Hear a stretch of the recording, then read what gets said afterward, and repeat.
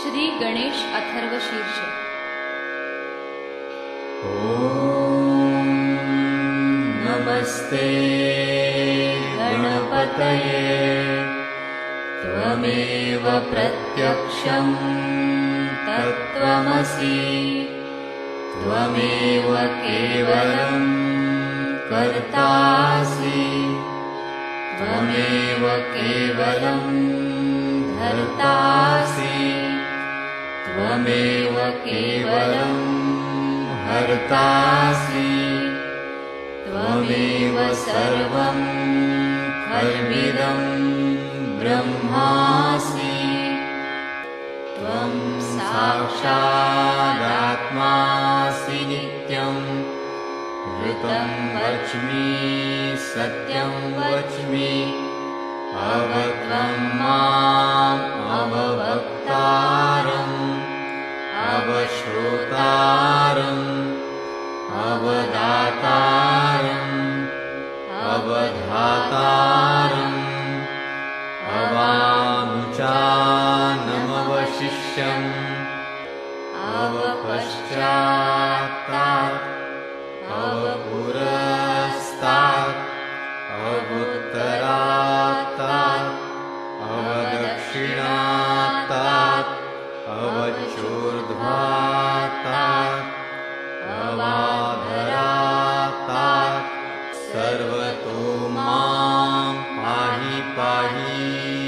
समन्तात् त्वं वाङ्मयस्त्वं चिन्मयः त्वमानन्दमयस्त्वं ब्रह्ममयः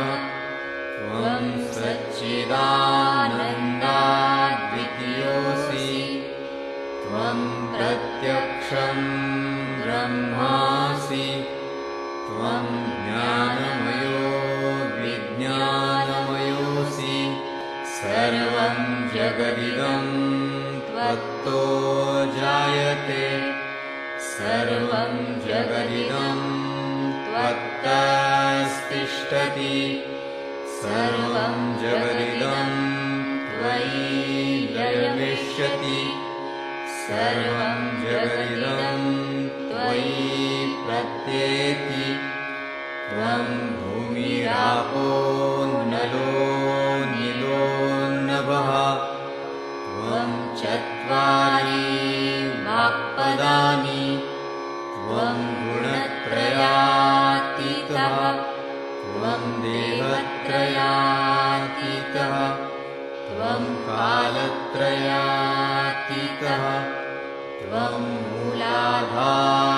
मूलाधारस्थितोऽसि नित्यं त्वं शक्तित्रयात्मकः त्वां योगिनो ध्यायन्ति नित्यं त्वं ब्रह्मा त्वं विष्णुस्त्वं रुद्रस्त्वं इन्द्रस्त्वं अग्निस्त्वं वायुस्त्वं सूर्यस्त्वं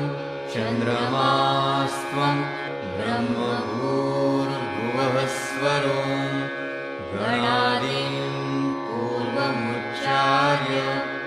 वर्णादि तदनन्तरम् अनुस्वारः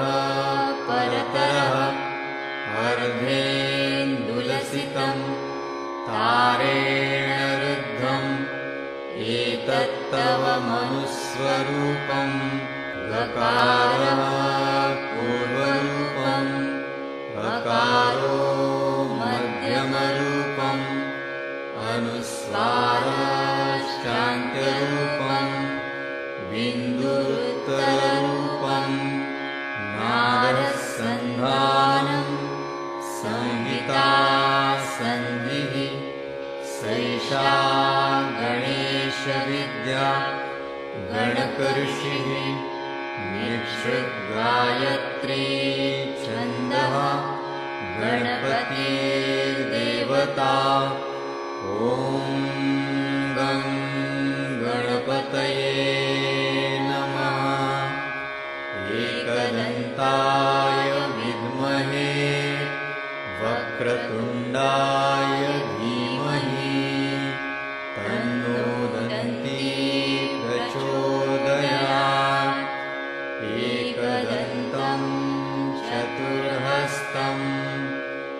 पाशमङ्कुशधारिणम्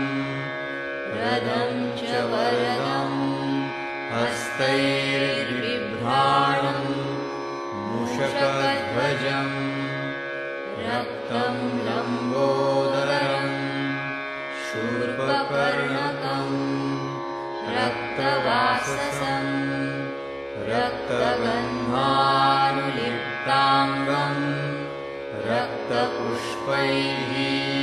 सुपूजितम् भक्तानुकम्पिनं देवं जगत्कारणम् अच्युतम्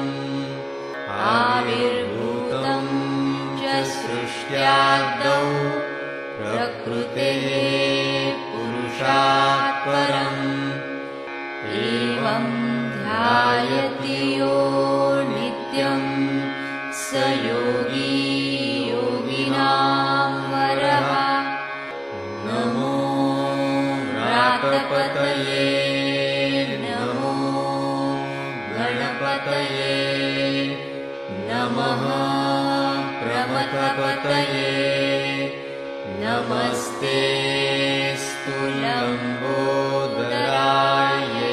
लम्बोदरायैकदन्ताय विघ्ननाशिने शिवसुताय श्रीवरदमूर्तये नमो नमः साक्षात् श्री आदिशक्ति